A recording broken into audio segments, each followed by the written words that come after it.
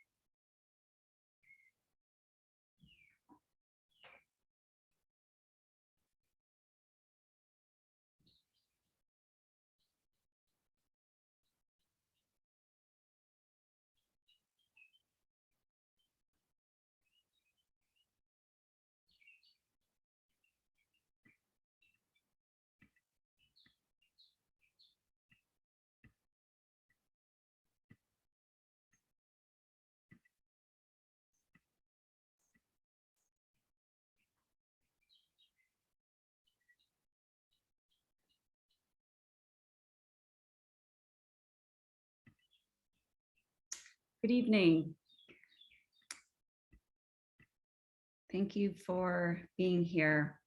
I'm Ali Giorsi, founder of the Food Shed Network, and on behalf of myself and my colleague, Sarah Caccaro, the Conservation Resource Manager at the Greenwich Conservation Commission, we welcome you to our second forum, Cultivating Connecticut Grown by Land. We are happy you're here. We extend a warm welcome to each of our panelists and our moderator for generously donating their time. And we thank our community partners for their promotional support. Please visit the Greenwich Food System Forum webpage where they are listed and find the link to their website and explore all the excellent work being done. And a special thanks to Jess Reed from In Greenwich, who is navigating the tech behind the scene. A few housekeeping items. The program will be 90 minutes with about 20 minutes at the end for questions. Please put your questions in the Q&A located at the bottom of your screen. This webinar will be recorded and will be posted on the Foodshed Network website. In the interest of time, we encourage you to visit the GFSF webpage for the panelist bios. If you're a Greenwich resident interested in learning about the many sustainability initiatives happening, visit the town website, the Greenwich Sustainability Committee, the Bicycle Task Force, Energy Committee, Conservation Caboodle are all doing really incredible work. So Sarah and I begin each of the forums with the acknowledgement that the region in which we reside, referred to as Connecticut, is located on the unceded traditional lands and waters of Indigenous peoples, and that we have a responsibility to help make that truth visible and to support efforts towards Indigenous sovereignty and well-being. This acknowledgement is a first step in recognizing the harm done and moving towards solidarity with Indigenous people. We were fortunate to have Jeremy Whipple and Cassius Spears from the Mashataqua Pequot Nation with us in April. And we recommend that you listen to their presentation if you haven't already, as it's quite powerful. Our discussion in April was pretty broad in scope. The food system is big and complicated, and we wanted to try to capture the bigness. We began with Jeremy and Cassius sharing their cultural connection to food and how the knowledge of who they are as a people is ingrained in the seeds they sow. We shifted into the ways in which the industrial food system has been the driver of some of our biggest social and ecological challenges, and how one mighty school established a garden which led to the transformation of its social and ecological landscape. And we discussed how just food movements have been building for decades, predominantly led by people of color, who created pathways that we follow today. We concluded by recalling Jeremy and Cassius's call to action, as they encouraged us to work together, to spend time in each other's communities, and that progress moves at the speed of trust. And that trust is built slowly, intentionally, and it leads to strong networks, which helps to foster the systemic change we so need and want to see. So tonight we're going to get more granular. We'll engage farmers and food entrepreneurs about what it's like to produce food in Connecticut and what their needs are to thrive in order to feed their community and ours. We are very fortunate to have Chelsea Gazzillo moderate this evening's discussion. Chelsea is an American Farmland Trust New England policy manager, and she directs the Working Lands Alliance in Connecticut. She is a fierce food systems thought leader and advocate, and we are honored to have her participation. So settle in, sit back, relax, and enjoy the discussion. And thank you again for joining us. Thank you, Allie, and thank you to the Foodshed Network for hosting this important forum this evening. As Allie mentioned, my name is Chelsea Gazzillo, and I'm the American Farmland Trust New England Policy Manager. In Connecticut, I lead the Working Lands Alliance, and I am also a proud resident of Holyoke, Massachusetts, where I sit on the Holyoke Conservation Commission and am a member of the Holyoke Food and Equity Collective. For those of you who are not familiar with Working Lands Alliance, we are a broad-based statewide coalition dedicated to protecting our working lands from development and promoting a prosperous agricultural sector for all of Connecticut's residents. We have been fiercely cooperating since 1999. Our coalition includes farmers, food businesses, land trusts, local food advocates, municipal food and agricultural systems planners, state leaders in conservation, members of Yukon Extension, the state's land grant university, and others who care deeply about agriculture and our working lands. In short, each year we advocate for state policies that will advance farmland protection, climate smart agriculture, local food systems, and farmland access opportunities to the Connecticut State Legislature. And before we go any further, I want to acknowledge that today is the last day of the 2022 legislative session. Last night, the Connecticut State Senate passed the fiscal year 2023 budget package that includes nearly $40 million in funding to be spent on advancing climate smart agriculture, protecting open space from development, and investing in local food systems infrastructure. This is a huge win for the state, and I'm optimistic Governor Lamont will sign this budget into law soon. For those interested in receiving a full analysis of how Connecticut's 2022 legislative session shaked out for the agricultural sector, I will put a link in the chat at the end of this presentation where you can sign up for our listserv. Wearing my New England policy manager hat for a second, I want to acknowledge that I work across the region and at the federal levels to advance policies that are linked to AFT's mission. And if you're not familiar with American Farmland Trust, we are a national agricultural land trust that was founded in 1980. We work across the country on farmland policies, farm protection, supporting farmers and land trust, land access, regenerative agriculture, research, programming, and a lot more. And we have a growing team here in New England working on advancing all of these working on addressing and advancing programs that are related to these important issues. So my job as New England policy manager can be pretty exciting at times. Through organizations such as Food Solutions New England and reports like AFT's Farms Under Threat, which I will discuss more in a second, we have worked as a region to develop and create plans that provide the beginning of visionary policies. And as many of you will remember, like Amanda Gorman said at President Biden's inauguration speech, if only we're brave enough to be it. So my job is to figure out how we can be it.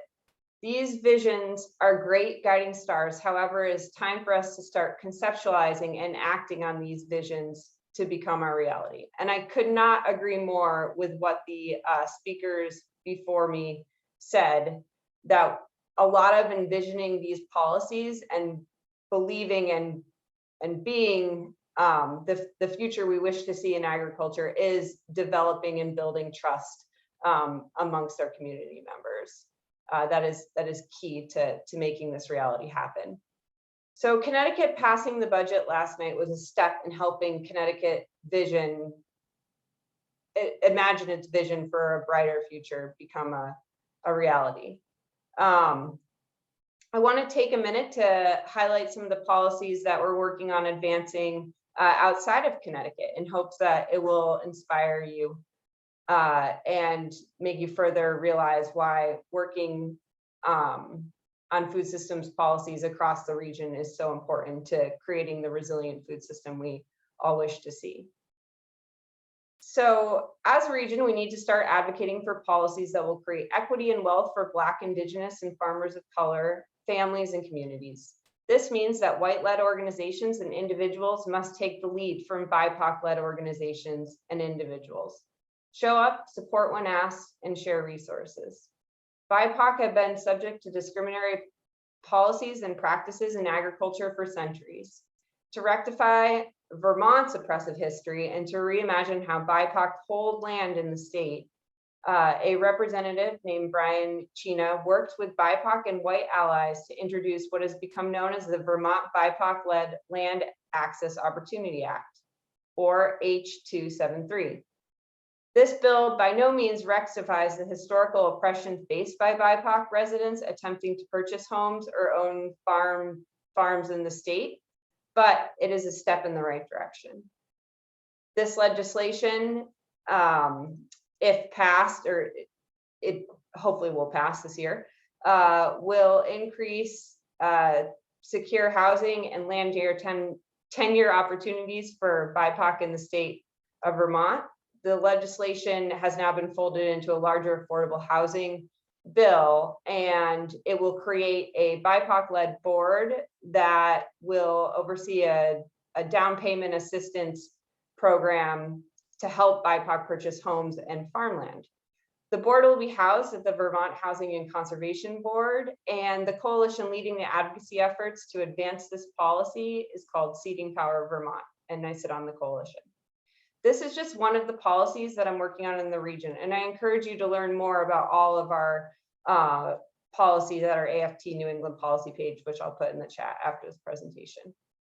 And so now that you have a little bit more background on my work, I thought it would be good to frame this discussion by giving a general overview of the current state of New England's farmland, the practices that are being implemented across the region, and the people who work tirelessly day in and day out to ensure we all have access to fresh, locally grown food.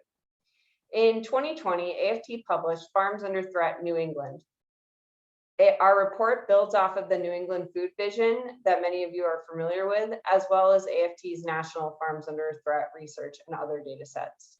These Farms Under Threat data are the most important comprehensive national spatial analysis and modeling of land use, land quality, and development pressure ever conducted. While I have just a few minutes to discuss this, I want to make sure all of you know that this exciting data and how the folks who will follow me give this data a voice and provide stories as to why this data matters. So I will put the report and a link to our National Farms Under Threat report in the chat after my presentation. And I want to encourage you to check out our interactive mapping tool to dig more into the specifics about each state in the country, and as well as how each state ranks on policies that address farmland conversion. And there are some great highlight summaries pages you can download, including one about Connecticut. So you can see how we rank in terms of farmland protection compared to other states in the region and other states in the country. So the goal of Farms Under Threat New England was to provide some new data and analysis that can help inform our understanding of the challenges and some potential pathways forward for New England agriculture. Our report looked at the land-based farm viability and land access trends for farmers, and it centered the fact that solutions to these overlapping challenges require us to address many of these issues at the same time in an intersectional way. And when we have to root these solutions in justice, equity, the realities of climate change and resilience, personal, organizational, and planetary are needed. Our new national data shows that while we don't have much agricultural land as other states, most New England states are losing a higher percentage of ag land that we do have left. So about 7,000 acres per year of New England's agricultural land was lost or threatened between 2001 and 2016. Connecticut lost nearly 23,000 acres of farmland to development pressures during this time frame. Despite having some of the longest standing farmland protection programs in the country, Connecticut actually has the second oldest farmland protection program in the country, or maybe it's the third. We've only protected 1/8 or 12.5% of our agricultural lands. 3.5 million acres remain unprotected. And protecting farmland is expensive. It's going to cost at least $10 billion to protect New England's remaining ag lands, and take us at least 350 years. We don't have that kind of time. So while this report recommends more funding, models, and tools to protect agricultural land, we recognize that land protection alone is not enough. We have to continue to keep farmers in business and keep farmers on the land. As many of you know, many of our agricultural industries are struggling, and it's these same struggling industries like dairy that control the highest percentage of our agricultural land base, a quarter of the land base in New England. We have to continue to find ways to support farmers financially and in diversifying their income streams so that we can keep farmers on the land. So looking at the demographic trends, our report highlights the rapidly aging farmer population. 1/3 of New England's producers are over the age of 65.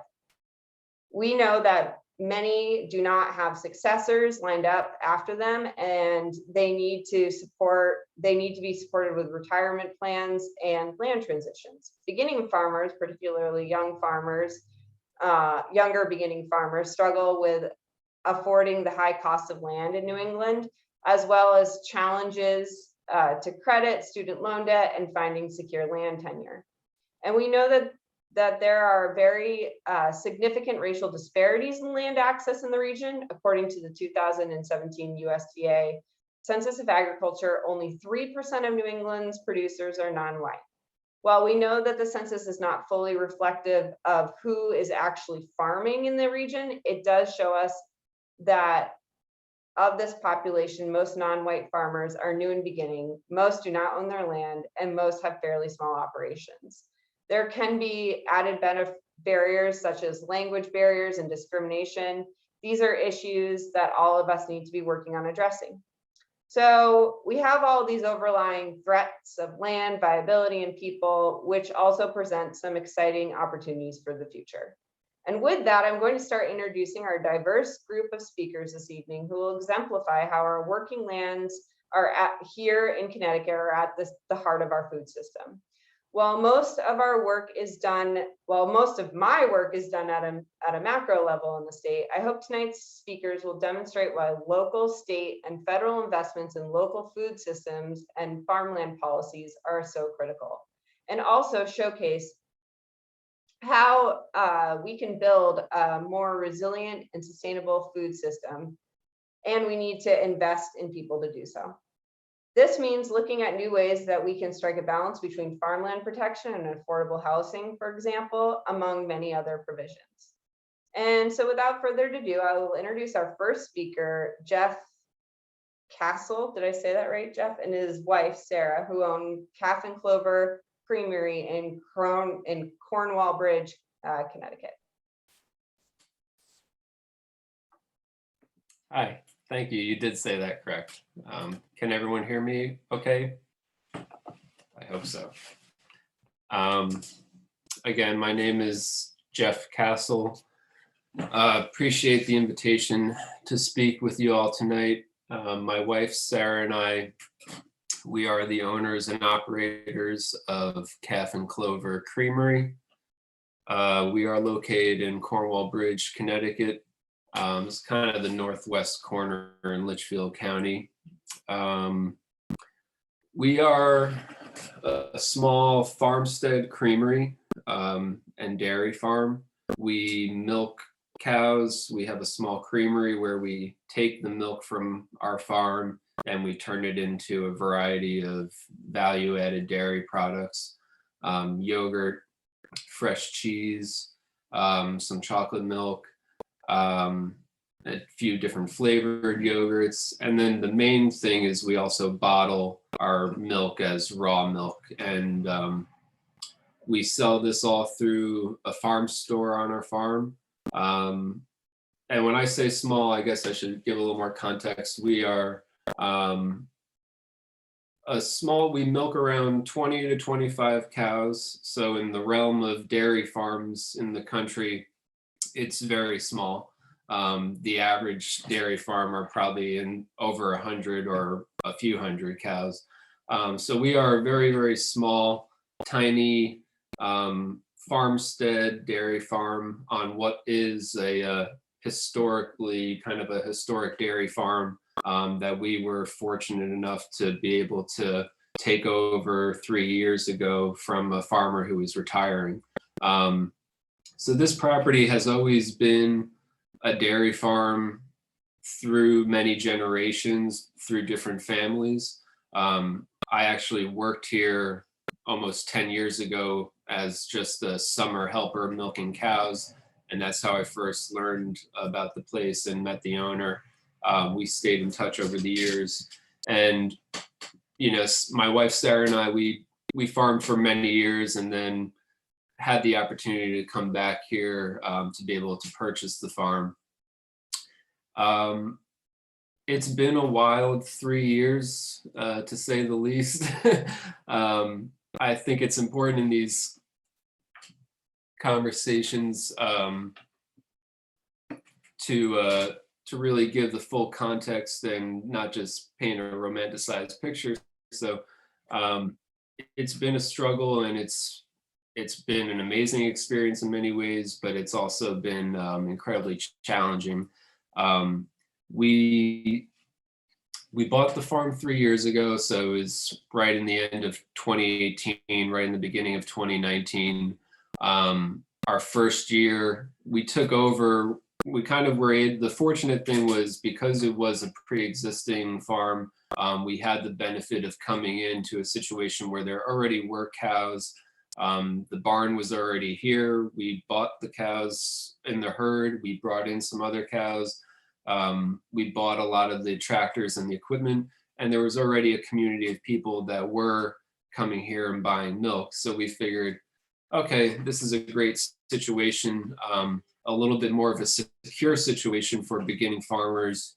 We were able to sort of walk into what we felt like was a little bit of a foundation that we can then build upon. There wasn't a creamery here. We built that when we arrived, but it was already selling milk. And it was something that we could build upon for the future. And so that was 2019. The first year it was kind of settle in, figure out what we're going to do here, try to survive as a business in the first year. And that whole first year, you know, we spent kind of getting the lay of the business, learning the business as fast as we could. We spent that first year in the construction of the creamery on the property. So that whole first year, we were just selling raw milk and a little bit of eggs and other miscellaneous things, but mainly just the raw milk. It took us the whole year to get that creamery built. And literally when we got the state permits to be able to start legally producing yogurt, the pandemic came, and the next day everything went into lockdown. We literally got our permit approved the day before the state inspector's office closed due to the pandemic. For everybody, I mean, it was just an unexpected event and an awful event that we continue to live with. And for a first year business, it put us in a very precarious situation. I think everybody who's in farming and agriculture probably experienced similar things. On the one hand, there was a whole new rush of traffic of people flooding our farm looking for milk. But we were so ill prepared to be able to meet that sudden demand, and to be in your first year of business just trying to survive. At that time, we were only milking 15 cows, and what felt like literally overnight, we had to almost double our herd to 25, almost 30 cows in milking.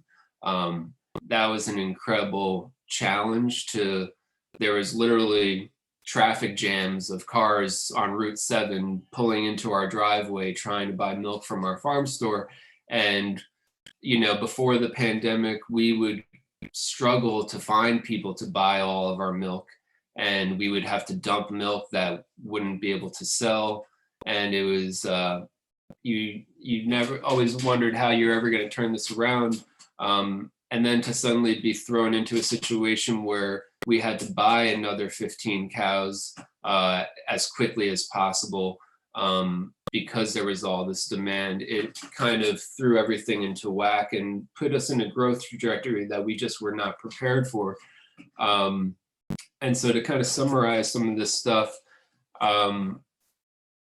the challenges in that first year, you know, we had to buy the farm, we had taken on a lot of debt. We had put in all of our life savings that we had, you know, that we could scrounge together to purchase this farm, working with an organization to help us facilitate that, who Dirt Capital Partners is an organization that works with retiring farmers and facilitating transfers.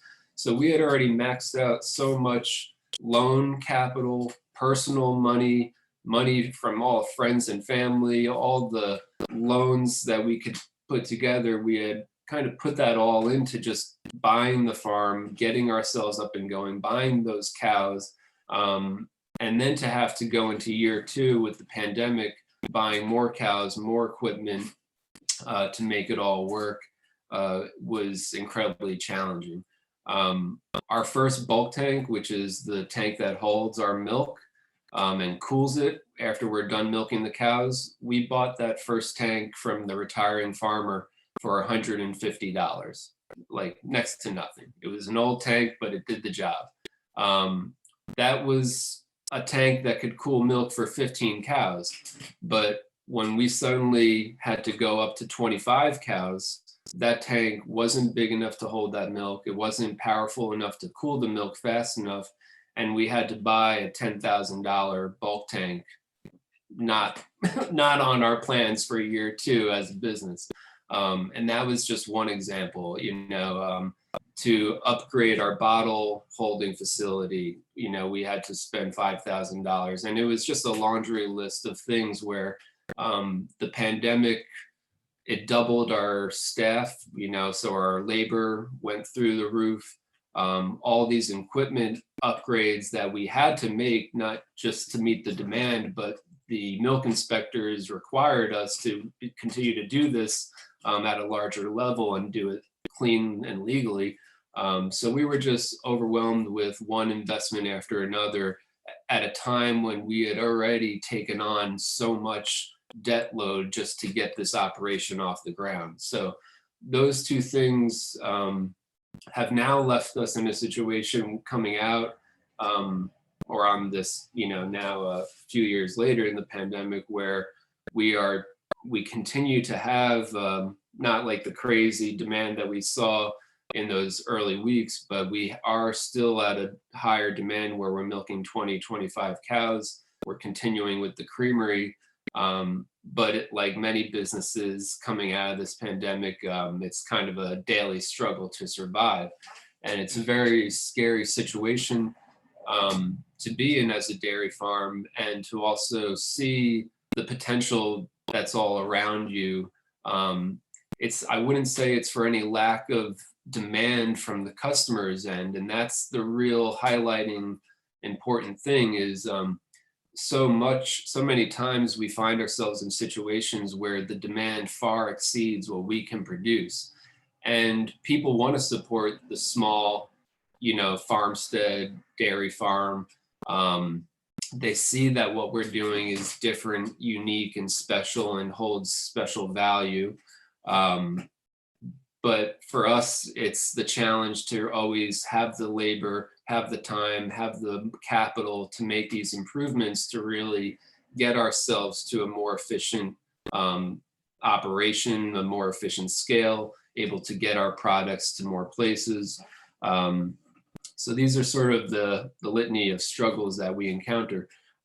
When I say a farmstead creamery, that really is a uniquely defining term, farmstead. It means we're doing it all as one farm. The milk that we're using in our creamery, we're producing that ourselves. We're milking the cows. We're not bringing in milk from any other farm. So you have the benefit of knowing where your milk is coming from and the quality of that milk, but you're also milking cows twice a day, 365 days a year, with all the labor that comes around with that.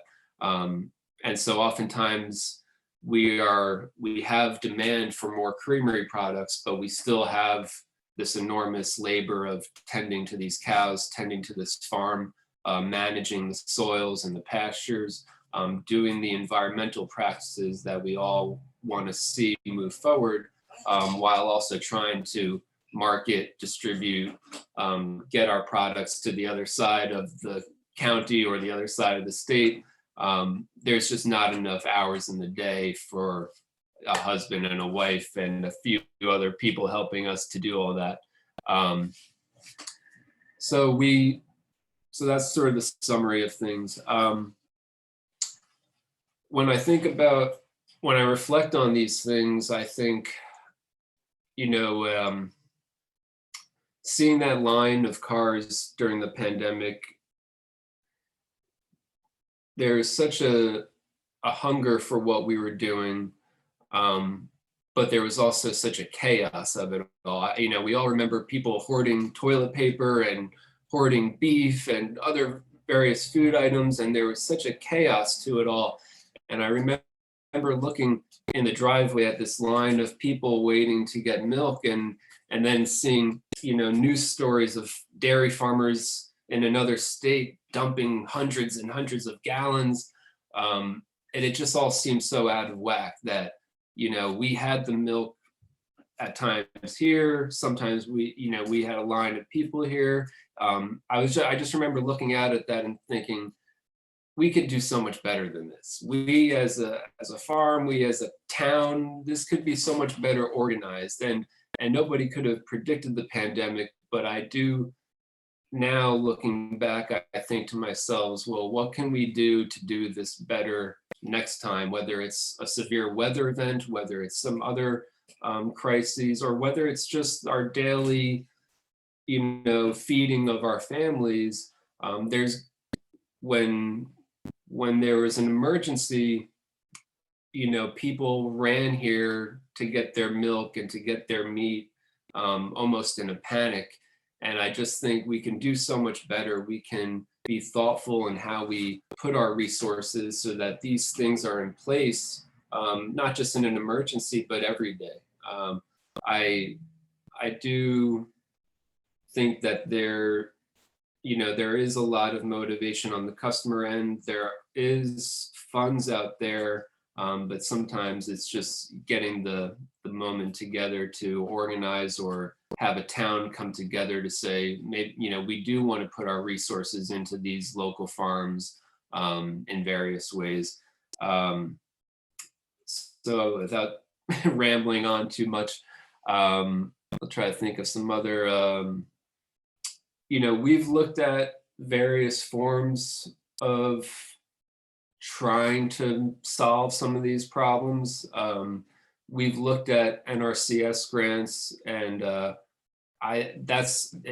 it's very appealing and it has so much potential. And we've worked with NRCS the last couple of years trying to come up with grant opportunities to improve our infrastructure here, to help us with operating costs, to improve pasture fertility. And they are great people that work there, and they are really amazing in their dedication towards these goals.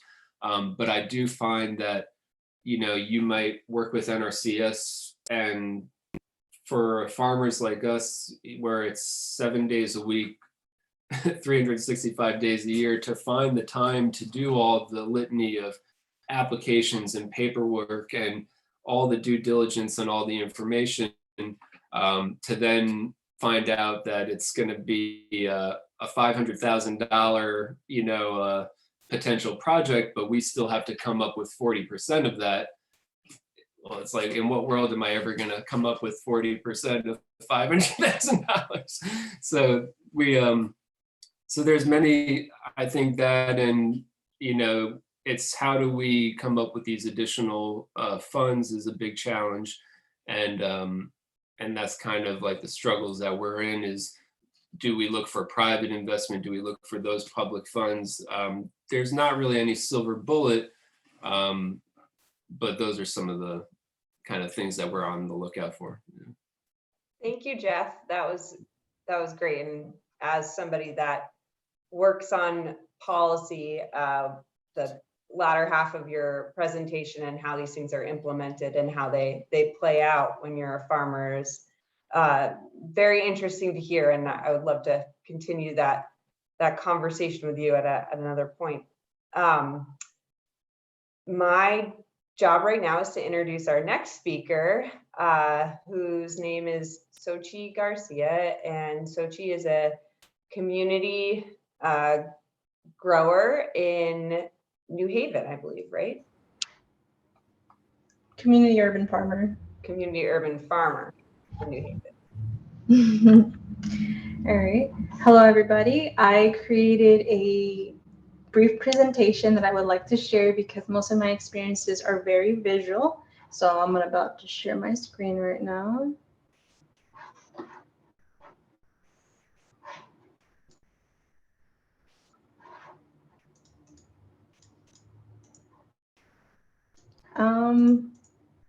One second, please.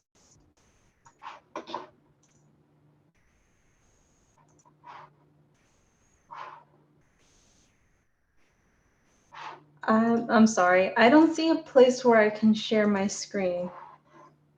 No problem.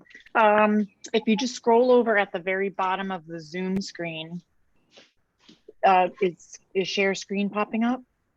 No. No, are you seeing anything? I only see settings and just general things, but nothing with sharing. Okay. Are you seeing your face on the Yes. screen? You are. Okay. And you're not seeing, okay. Let's, hold on. Let me remove the spotlight and see if that, anything pop up at the bottom now? No. I'm gonna turn your screen off and then let's see if that might help. Stop your video just for a moment. Okay. Any more options at the bottom? Do you see the end button at the bottom right to end the Zoom session, or mute or start video buttons? I'm only seeing general background, statistics, and about, but nothing with sharing screen. Okay. Can you go to your, can you make sure that wherever on your computer that you click the Zoom button, the blue logo with the white camera? Are you on a Mac or a PC? Sorry, everybody. PC. PC, okay. Possibly on your, either in your web browser or your desktop. I think your screen is working fine, but you just can't see all of the options right now.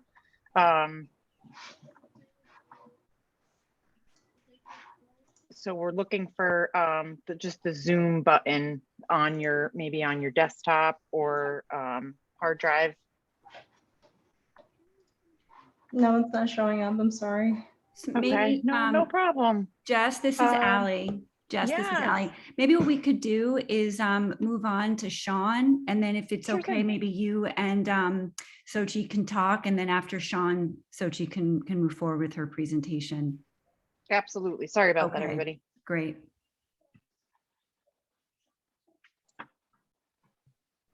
Thanks, everyone. So it is my job to introduce the next person, who is Sean Joseph. And Sean is a farmer in Bridgeport, Connecticut.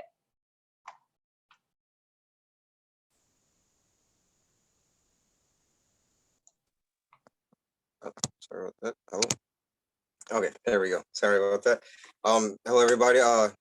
Thank you for that introduction, Chelsea. As she stated, my name is Sean Joseph. I am the co-owner of Park City Harvest.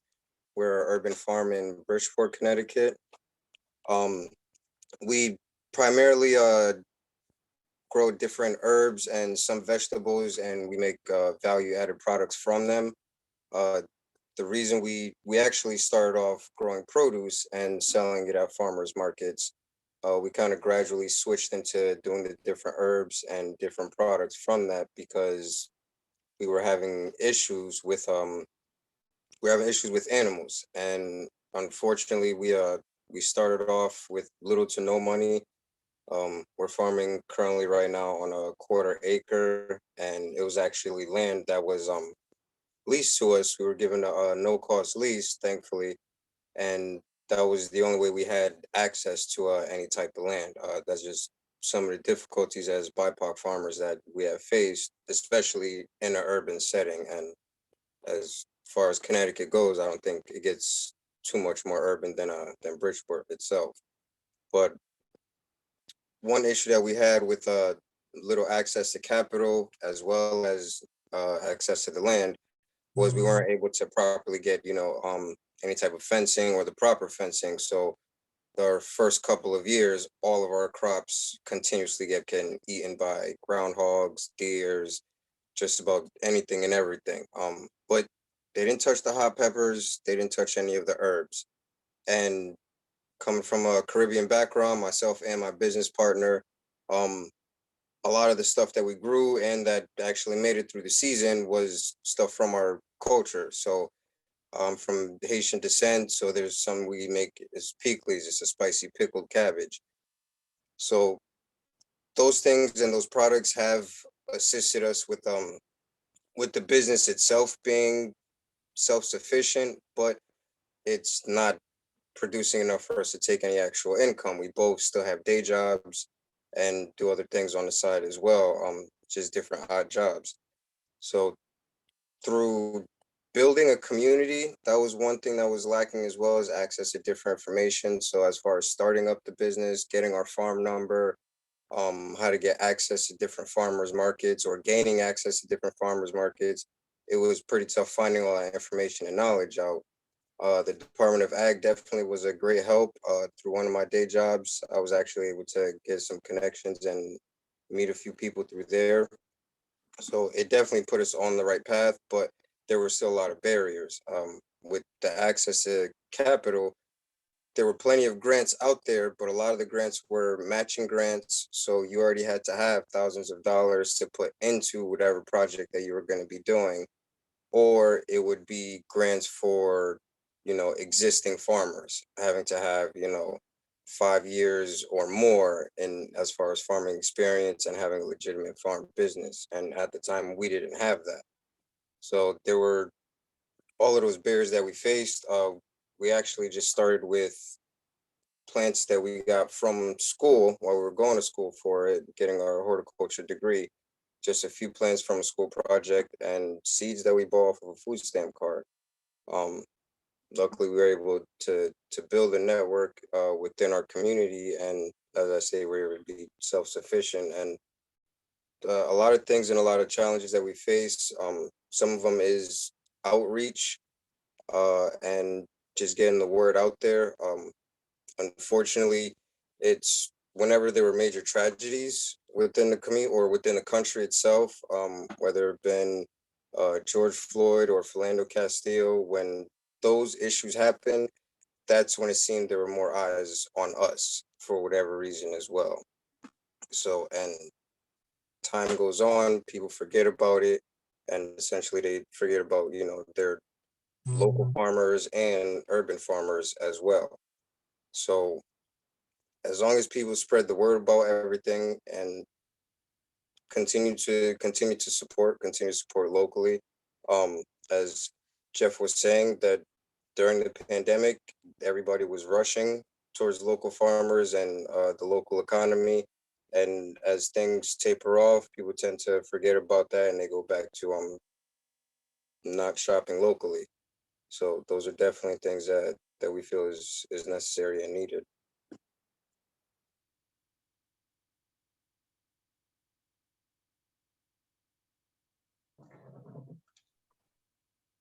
Thank you, Sean. That was a great overview, and it seems like many of the challenges that you're experiencing, Jeff, who lives in a very different part of Connecticut, is also experiencing in terms of access to upfront capital and some of the red tape that comes with taking out loans at the federal and state levels. I've heard from many farmers across the state that reimbursement loans and matching grants are prohibitive to doing what you really need to do to be successful. So I appreciate you saying that. I think we're going to move on to the next speaker.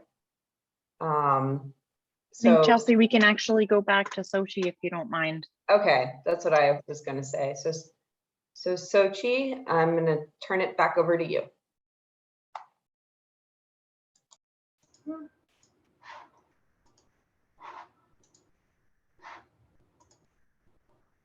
All right. Hi, everybody. Excuse the technical issue. I'm ready to share my screen. Here we go.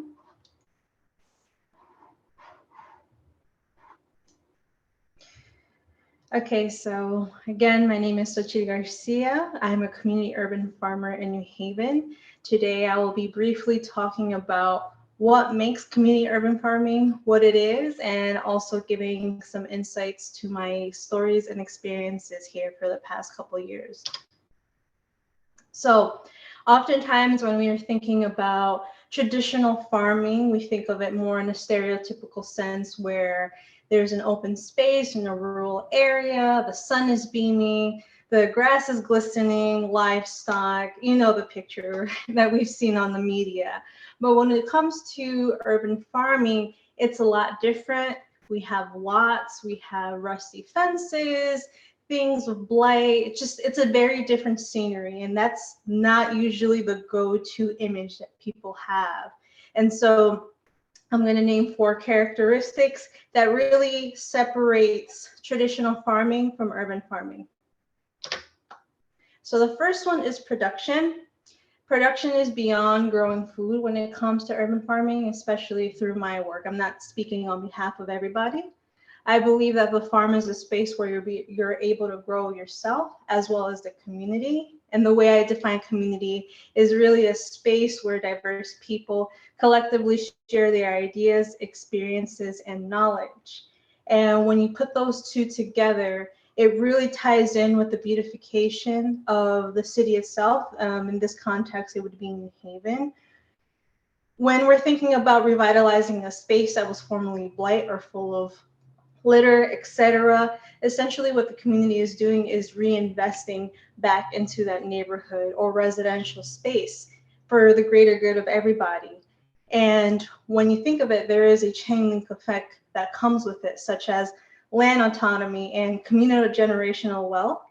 When we think of those things, we often think of it in more of a context like in like the founding fathers or a very archaic sense from a historical point of view.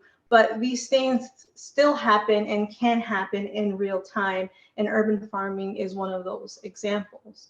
And more specifically, when we think about the impacts of beautification through urban farming, we do tend to see an increase of pedestrian life, because if there is an open space where people are welcome and encouraged to come, people want to walk, they bike, they skateboard. There's all different methods of transportation that don't rely heavily on a car. And then, and that being said, there's also a more increase in health longevity for those who, especially during the pandemic, were unable to be in a space where they can socialize. The urban farming is a great space because you're in the outdoors and you're sharing a lot of memories and experiences. And so that helps with mental health. And then with urban farming, there's a lot of movement going on. You're moving, you're stressing your body in a very healthy way. And so you're obviously engaging your muscles. So there's a lot of health benefits to that. And the things that do tend to decrease are crime rate and excessive litter. From my experience, when we're talking about between the months of May to September, those things like keeping the farm pretty manicured, there's a lot less of those things happening. But when we get into the fall and winter lull, those things do tend to go up because obviously there's less presence, it's empty, and it's almost abandoned looking. But that's also because of the season, there isn't much to do. So those are the elements I would say that distinguish urban farming from rural farming. And these are some pictures that I would like to share with all of you. I have 2 slides. This is one of them. These are some of the people that I've met periodically over the last 2 years. That includes high school interns, college students, elderly volunteers, families either from across the street or from the area. And so there are people from different walks of life and generations that come and truly want to help make a good impact for everyone and New Haven itself. And here's another slide of people, families, as you can see, a lot of sun and greenery and smiles. So the question then becomes, what do I do? And so I'm going to explain what I do day to day and then more unique experiences from there. So on an operational level, what I usually do when I go on a farm is I take a walk, usually 5-15 minutes, depending on what space that I'm in. And I take account into the different factors that might affect my day-to-day duties. So if there's a giant rainstorm or a windstorm, that might have affected some of the plants that may need to be ripped out or cut up or tied up, depending on how bad the damage was done. Or someone just decided to throw a bunch of litter out of their car, and now that's something that I have to do.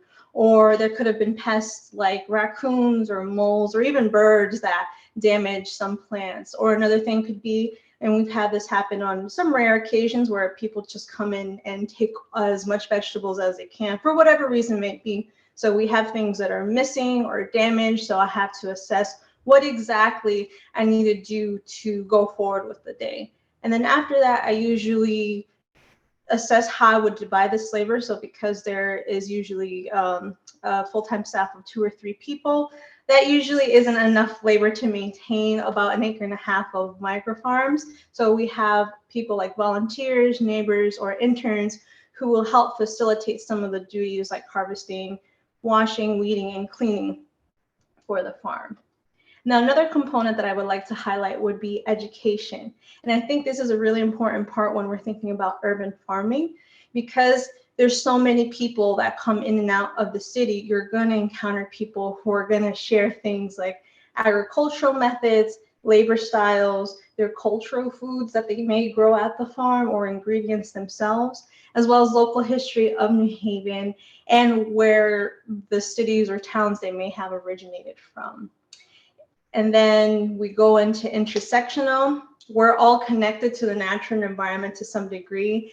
In my experiences, there have been people who are researchers, mechanics, people that are just learning and exploring of life. It doesn't matter what title or phase of life that you're in. We're all really connected with food, whether consuming it, growing it, seeing it. There's so many experiences that revolve around food, and urban farming really provides that experience where we can connect with one another for that. Now, a more specific example that I like to dive deep would be a nutrition program that I facilitated in the summer of last year at one of our farms. As you can see, these 5 children that you see at the picnic table holding sunflowers are some of the child participants of the program that I taught for 12 weeks. And they were all within the elementary age range. And one of my focuses was intersecting agriculture, nutrition, and health. The reason being is because most children that learn about nutrition come from a clinical setting. Oftentimes, they don't have a foundation of knowledge of what health really is for them unless their parent, guardian, or some adult member really helps them understand what health is. And oftentimes, children know facts.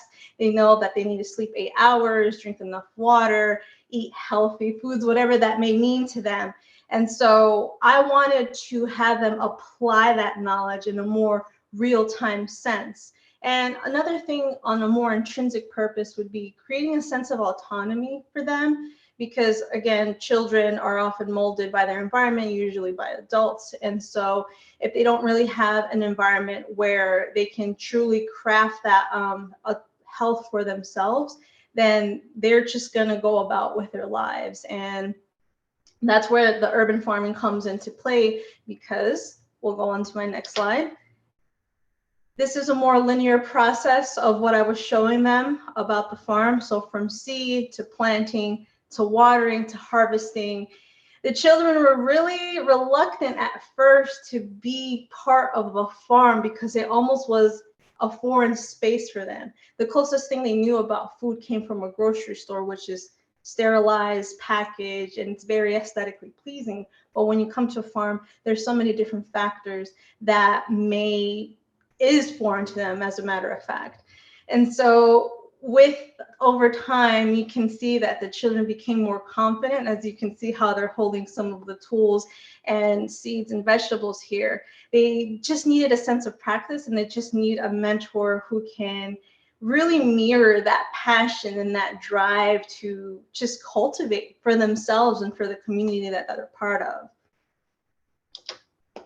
And here are some other pictures where some are harvesting like eggplant, cucumbers, onions, and then also some seed preservation with sunflowers and hauling compost. Believe it or not, children are really strong when they're working in teams. So I think urban farming also it's not that I think, I know urban farming really provides an opportunity where the children grow a sense of how they can be independent leaders, but also use team building skills to really accomplish a task, whatever it may be. And in this case, with the compost on the upper left-hand corner, it is heavy, so I did have to help them. It's not like me telling them what to do. I was obviously guiding them through the process, but they were just so excited to just do things all by themselves. And I allow that because it's really important for them to make mistakes and really learn what works and what doesn't. And then on the middle bottom picture, obviously you see things from Whole Foods that aren't from the farm, from our farm directly, but these were just some sample snacks that allow them to really understand what raw food is, because many of them ate heavily processed foods. So like adults, they have opinions, and it was okay that they didn't like everything. But what mattered to me the most is that they were willing to try something new to them and being able to incorporate in their life, whether it's as soon as possible or over the long term. And there were some parents that came to me and thanked me, telling me that having them at the farm really transformed how their child is able to help them at the grocery store, because they now have that sense where I know what kale looks like, I know what a cucumber looks like, I want that because I grew that before. And so the experiences really do transcend beyond the farm, and that's what my work is based on, just transcending that knowledge and experience in other facets of life. Thank you.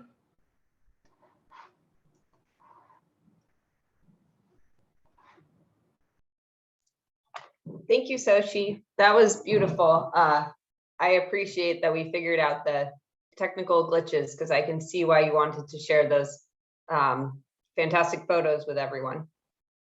So our last speaker is Barry, and he is the owner of Kent Falls Brewery and founding member of the Northeast Grain Shed Alliance. Everybody, you can hear me okay? Okay. Hi. First, it's really nice to be speaking to hear so much that resonates from everybody, even though we're all doing quite different things. So chronologically, I started Kent Falls Brewery first, and the Northeast Grain Shed is an organization that is born out of my experiences and several other people within our small supply chain, or shared experiences of people within our supply chain. So my brewery, Kent Falls, is on a working farm in Kent, Connecticut, so also in the northwest corner of the state. And we have focused for a long time on working with locally grown grains for our beer. We're really proud to say that we are now, for the last almost 4 years, or almost 5 years, 100% locally grown for our grains. They come from Connecticut and a couple farms in New York across the border. It was a long journey to get to the point where we could source 50%, let alone 100% of our grains from farms within the area.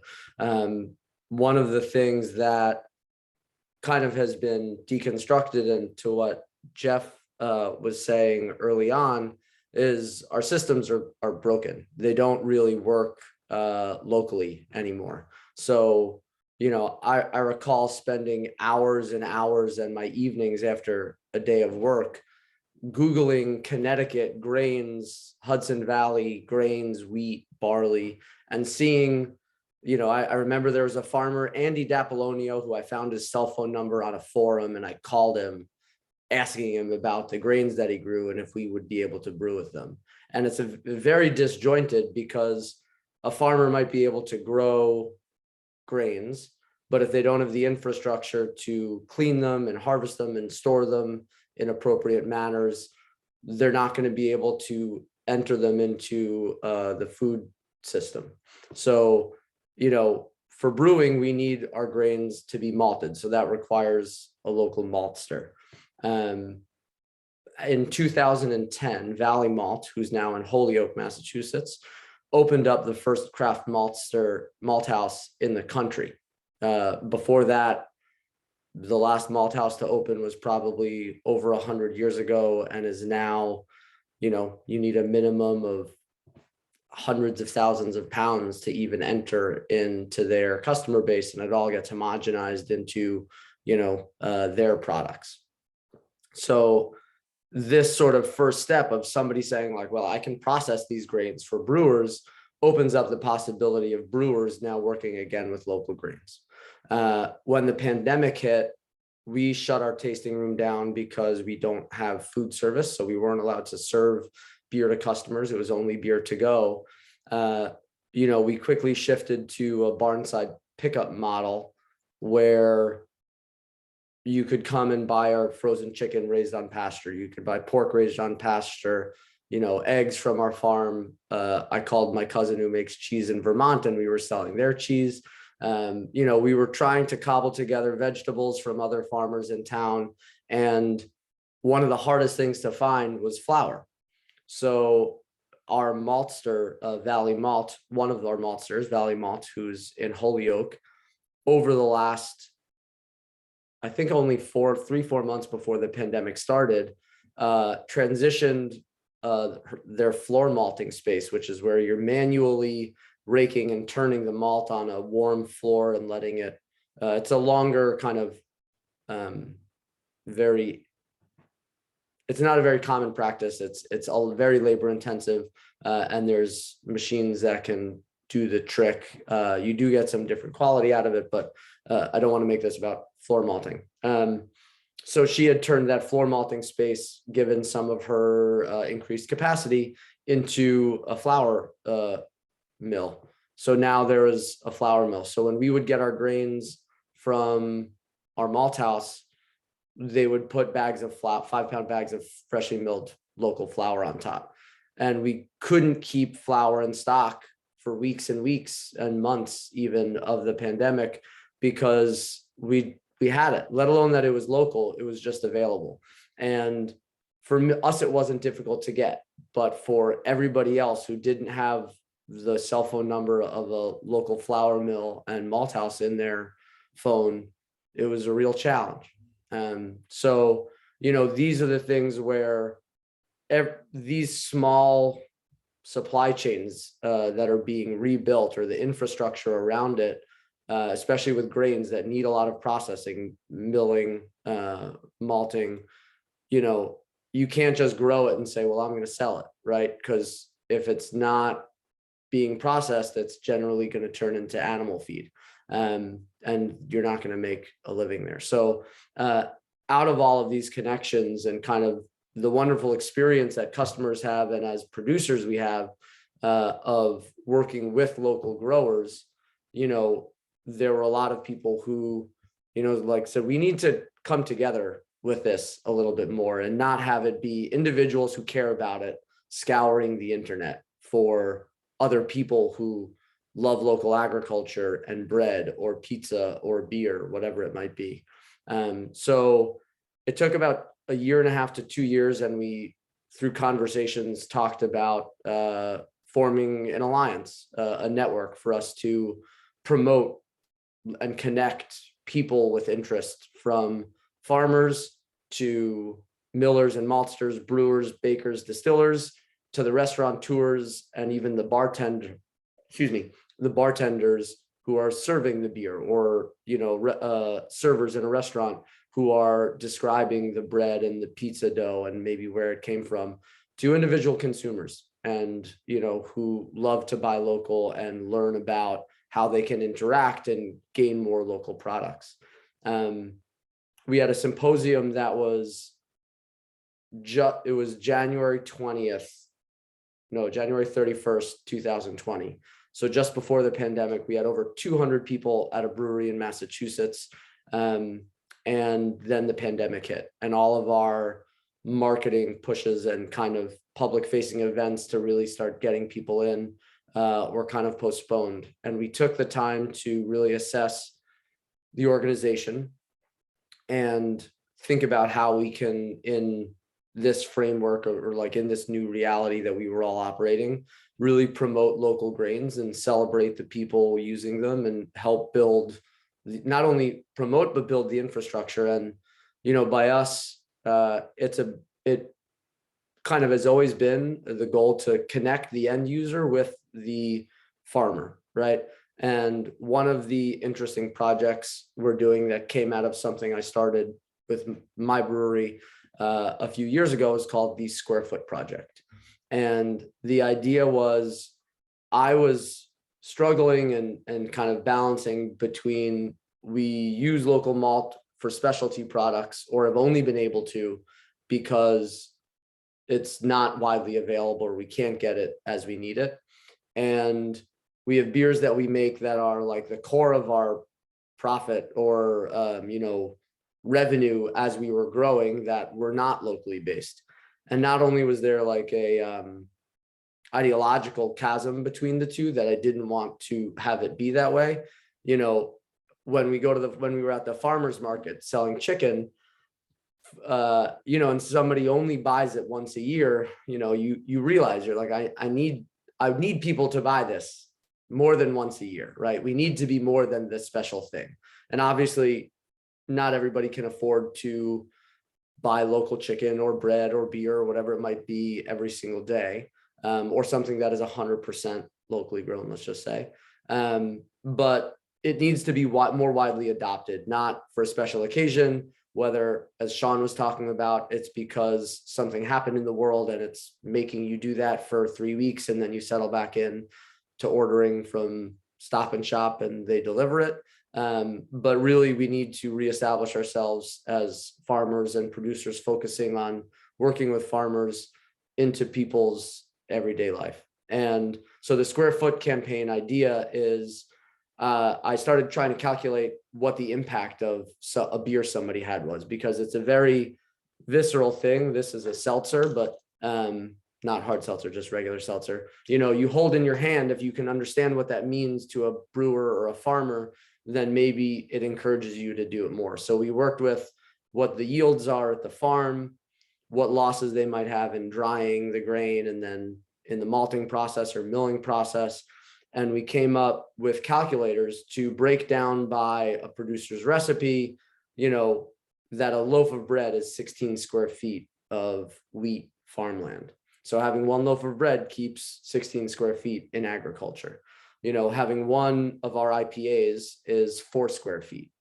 If you do the quick math, I'll skip the math, but get to the answer. A 100-acre barley farm or 100 acres of barley is about 1 million cans of IPA.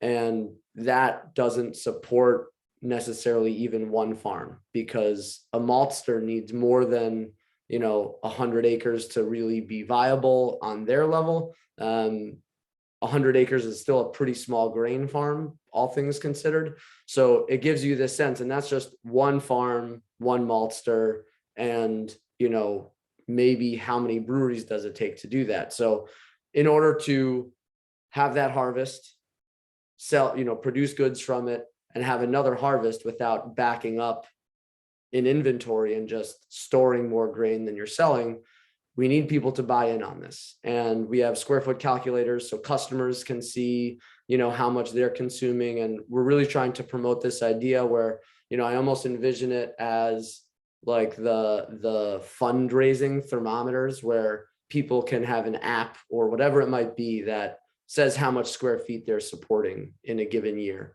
And our goal as the Northeast Grain Shed is to push from about 3,000 to 5,000, loosely speaking, acres of grains being grown in the Northeast right now to well over 10,000 in the next few years. And we're seeing it happen just by having a place, when you search Northeastern grains, that comes up and is this alliance and network of people involved within the supply chain. We have silo manufacturers that are a part of it. It's everybody involved. It's talk about it to everybody.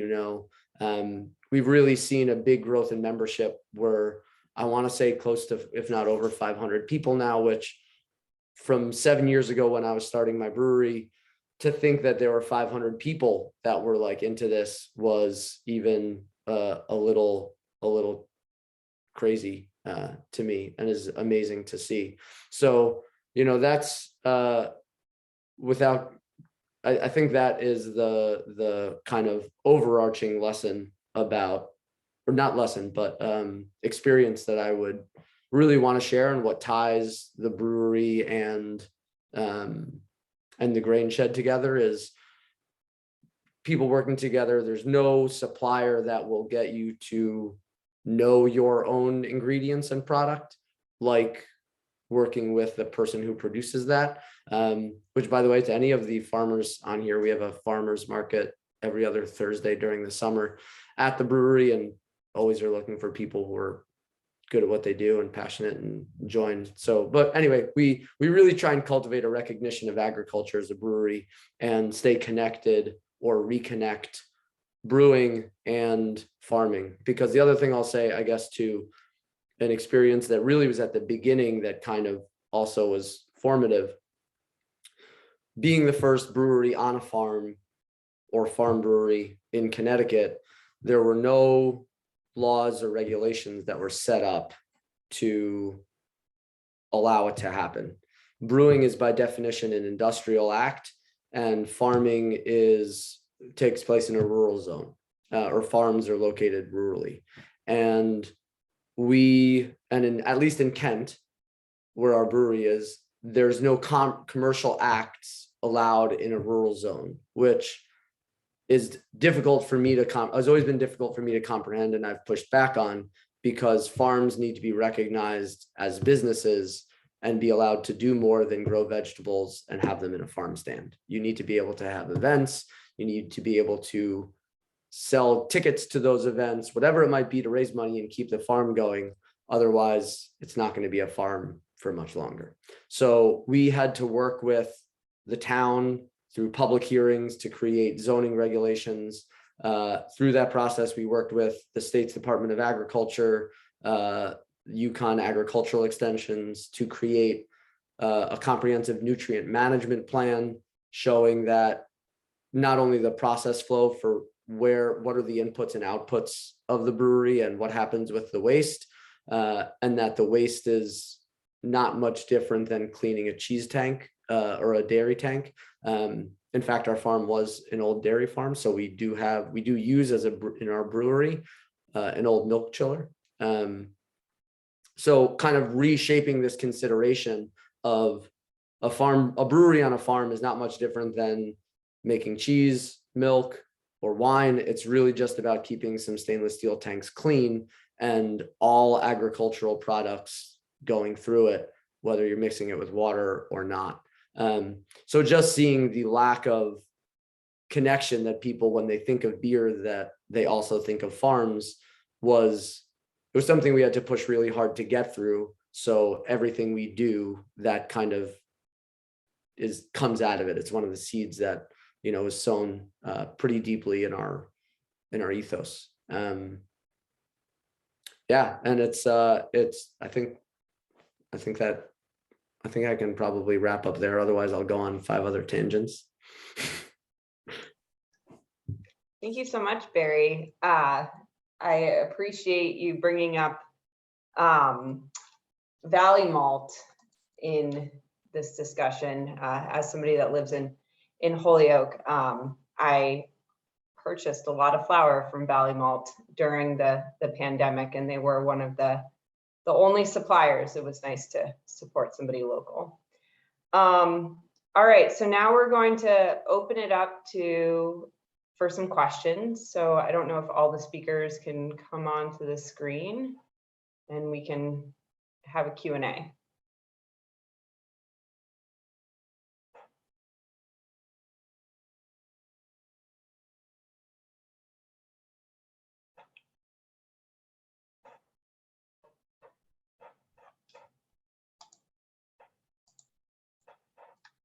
Great. All right, so a common theme that I heard throughout each of your presentations is that there is a need for more infrastructure of sorts in the state to be able to really strengthen and build our local food economy. And last night in the budget that I mentioned at the beginning of this presentation, there is a line item for the state of Connecticut to invest $10 million in food resource businesses, which means that farms of any size could potentially apply to improve on-farm infrastructure.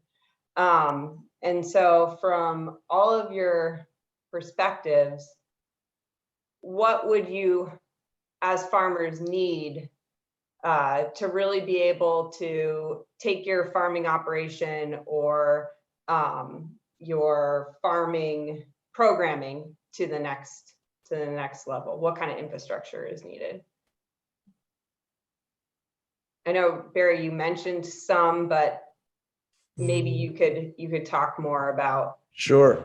Well, I'll speak to two sides. So we have downsized our farm, which raised, at one point we did, I want to say close to 4,000 broilers on pasture, and we had and we raised maybe 20 pigs, something like that. But we had to drive to Rhode Island and pay $5 a bird to get them slaughtered at a USDA facility because we couldn't do it in Connecticut. So you're not going to have, I'm a vegetarian at this point, but you're not going to have chicken farms really able to, like, a small scale farmer be able to get their birds into a store, or many places that will require a USDA certification. If the farmer has to pay a 5-pound bird, $5 is $1 a pound. That's more than some chickens cost in the store, you know? And similarly, it's like, that's the malt house of chickens, right? With grain, it's specifically infrastructure to clean, dry, and then clean and dry and hold the grains for farms. Well, I mean, combines as well. There's like lots of expensive, equipment that would increase efficiency or the ability for people to grow and harvest their grains successfully. But encouraging investment or people who will process those grains for other people to use. It can't be so hard and bottlenecked. If local malt is my niche, just as way it's the same if it's Valley Malt's niche. If we're the only people doing it, it's not going to work long term, right? It'll end up breaking. You need like mass appeal and support for it. Thank you, Barry. Sochi, I see your hand up. Yeah, it's more of a unique circumstance with urban farmers. In my circumstance, I do not own land, so it's a lot harder to make authoritative decision making. So one of the primary issues we have is litter at our property sites, done by whomever it may be, and sometimes we don't have the proper space to actually dispose of that garbage. So oftentimes it's left in a corner, which can attract vermin or just more litter because people just assume it's a new trash space. And so we end up having to take that garbage ourselves and having to throw it in our own garbage cans because we don't have any other space to do that. And so if anything, if the city would be more supportive of providing more infrastructure for trash disposal, that like not just compost, but just general litter too. I think for us, infrastructure is a challenging one because it almost seems all things in all places sometimes. We operate on a really old, as Barry was saying, former dairy farm and current dairy farm. These old New England dairy farms are gorgeous in their historic beauty. And I'm always taken sometimes when I'm milking, when I look down at the stalls and I think, 100 years ago, some farmer was sitting under this cow in much the same way that I am, and the infrastructure hasn't changed all that much between then and now. We've spent a lot of money to improve efficiencies, like putting in a pipeline and things like that. And then on the creamery, we're very much a kind of really small outfit in there.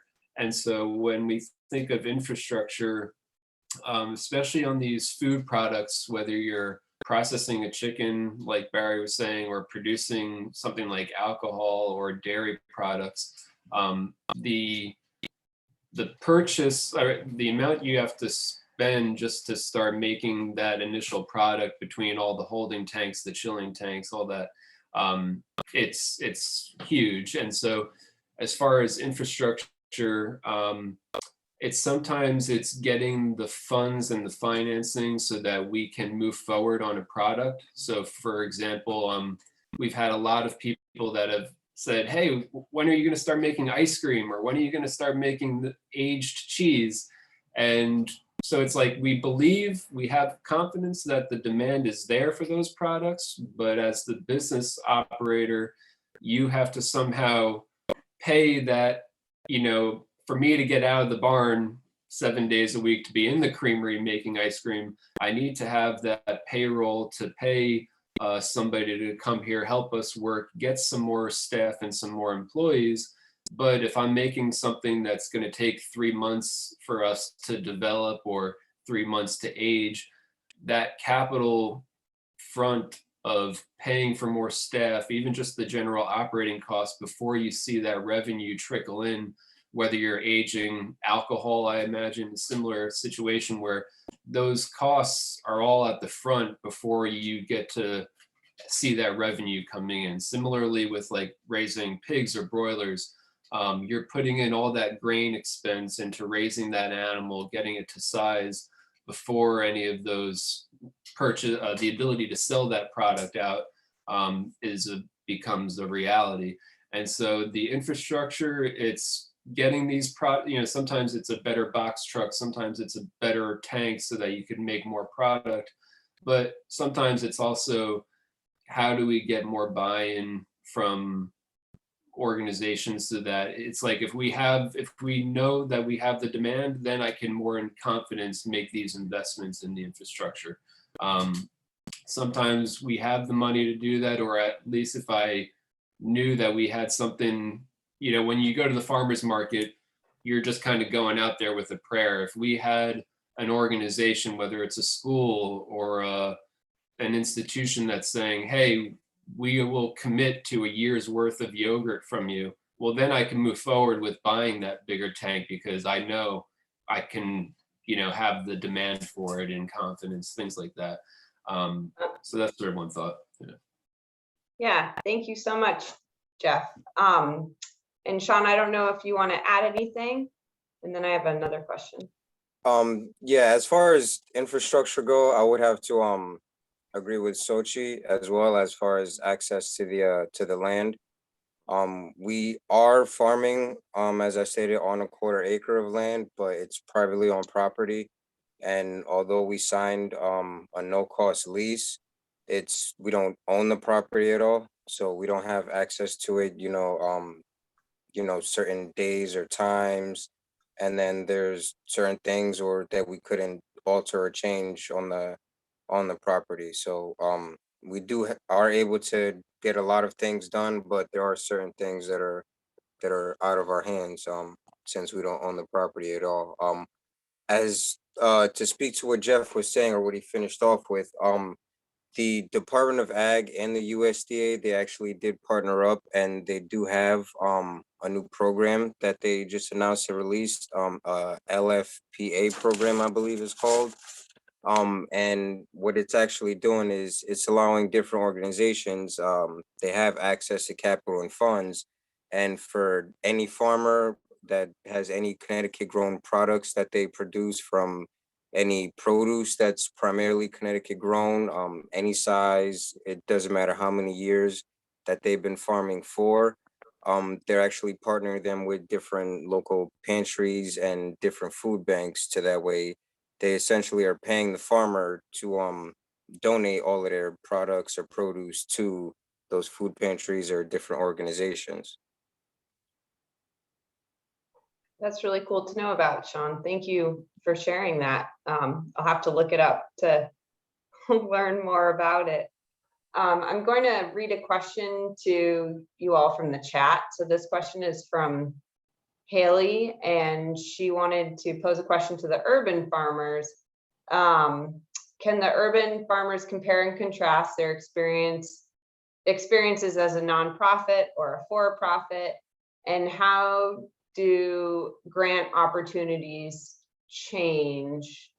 I guess I would also just add to that, recognizing that you don't have, neither of you own land, like how does that also impact your ability to apply for grants and invest in your farm?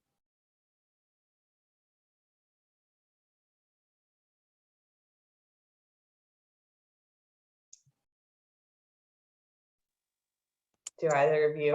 Well, as I could speak to, well, as I haven't experienced anything personally as far as attempting anything as a nonprofit. Some of the differences that I can speak to, because I do work for a nonprofit during the day, and Park City Harvest is a for-profit business. As far as the standpoint for grants goes, in the amount that a grant is awarded for, that there's definitely a large difference. I've seen larger grants offered and given to a nonprofit versus a for-profit business. There have been certain parameters on for-profit businesses in the agricultural realm where you have to have been an established farm for a certain amount of years or have a certain amount of experience, or you have to have a large upfront cost for a matching grant. So that's why the previous grant that I was speaking of, that's why in a sense it is a game changer, because it takes away all of those barriers. Pretty much it's just them saying, we have money, prove you're a farmer by providing some type of Connecticut grown produce or Connecticut grown, farm product, and we'll pay you to give it to somebody.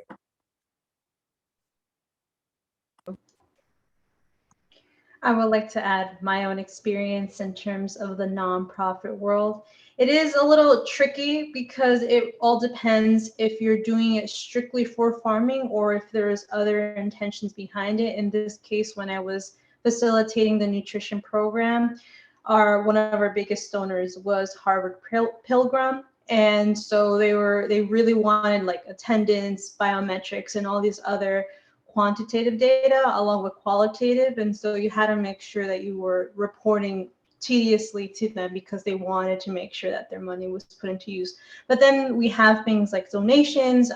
They vary from $5 to $5,000 or if not more, but it all depends if they're one time or consistent. So it does vary season to season just because not all donations are year round. And so we want to make sure that we're planning a budget that makes sense to what's realistic to be accomplished. And then if we have any additional money, we can use it towards long-term projects that haven't been facilitated for the year. Okay, so I'm going to pose one more question and then I think we have to wrap it up. And this is for everyone. So many of you have mentioned different coalitions or alliances that you're a part of. Sochi, I know you're a part of the New Connecticut Farmer Alliance. And Barry, you mentioned that you are a founding member of the Northeast Grain Shed Alliance. And Sean and Jeff, I'm sure you're both members of different groups that are helping to advance agriculture or a food system that you wish to see. And so how do you see these groups as being something that you can leverage and tap into to be to create whatever kind of change you would like to see? Like how do you utilize these groups and what kind of power do you think they hold? Sochi? Yes, I wanted to mention that I'm part of the new Connecticut Farmers Alliance, and one of the more recent projects that I'm working on is creating an analysis report that we would provide to the Connecticut Department of Agriculture. Essentially, we surveyed roughly 130 farmers throughout Connecticut from all backgrounds and demographics, and essentially we wanted to know what their priorities are currently, whether it's land accessibility, economic viability, and even racial justice. And so we use this data both quantitatively and qualitatively to make sure that what the Connecticut Department of Ag is supporting and it's not supporting, and highlighting issues that probably have been swept under the rug, especially when it's related to racial equity.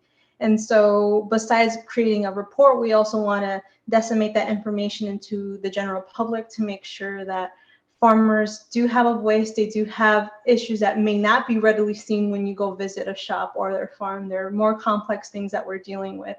And so we want to bring light to that. Anyone else want to talk about alliances or coalitions or groups that you're a part of, and how you're all working together to create change? I think, I mean, I spoke a little bit about it before, but there's power in numbers for anything. And there's a question that I see about what do we wish all consumers knew. We all kind of said it in one way or another, that like more consistent demand and knowing that it's there to be able to invest, and just having that more repeatable and regular customers, not when something goes wrong or just for something special. So having a group of people who all have the same goal, you're going to reach each person involved that's shouting about it, singing about it, whatever your method is. You're going to reach their people. And with the grain shed, we put the grain shed logo on our cans so people know we're a part of it. We're transitioning that to a square foot logo so people can maybe see how much is that, like it's a little bit more action oriented rather than just a organization some people might not know if they go to a liquor store and pick up a 4-pack of our beer. But yeah, it's amplification and support. I mean, it's really nice to have a lot of people connected to you who are experiencing the same thing you are and be able to relate to them on it. Like, it's not all about business. Some of it is just personal and being able to like have that space. Sean or Jeff, do you want to add anything? I'll give a quick shout out to two groups that we've worked with. Briefly mentioned it when I was talking. The organization or the company, Dirt Capital Partners, they were the ones who helped us come to this farm and do a transition to purchase this farm and the dairy farm.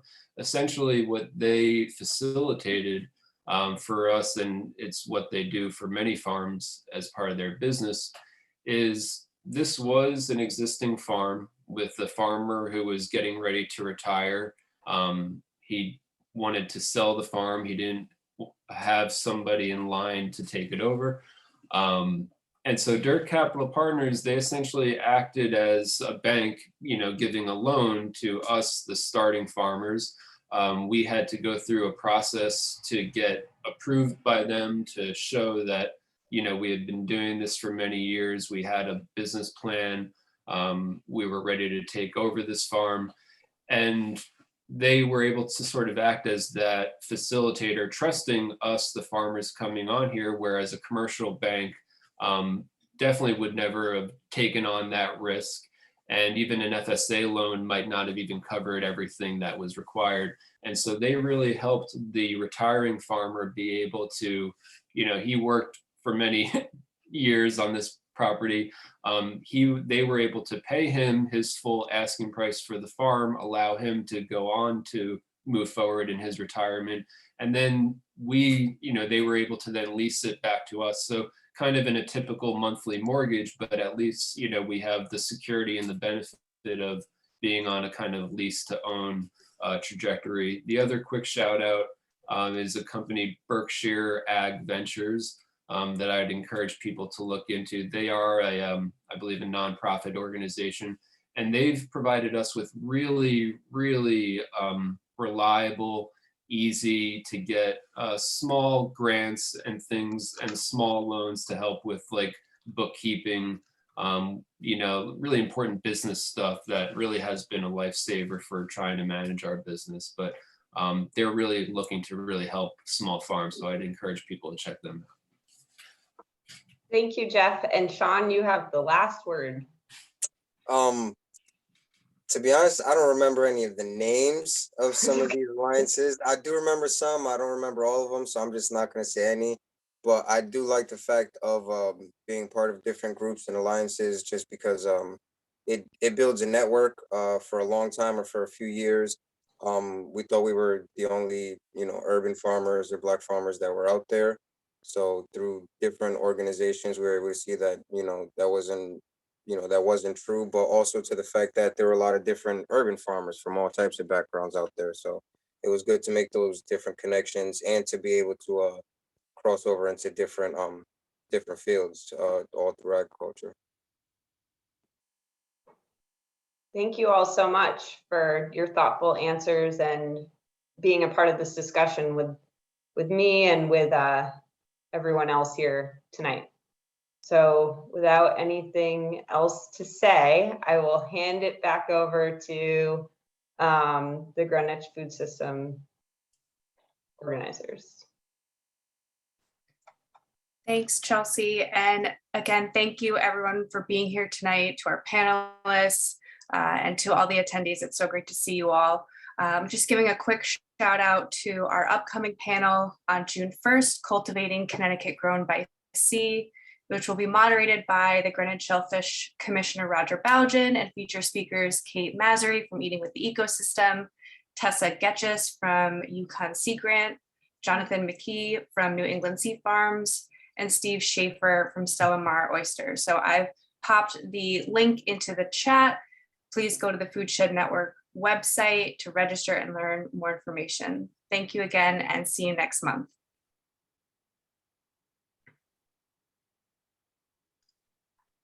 Great job, everyone. If y'all you speakers want to just wave at the camera just really quick, I'm just going to take a picture. I think we lost. There we go, Barry. Great. Thank you. Oh, you want to take one more with Allie? I just want to say thank you, everyone. Thank you so much. We're going to follow up with each one of you. This was so excellent. The message. Thank you. Great job, everybody. Thanks, everyone. Thank you. Good night. Good night. Thank you. Good night. Good night.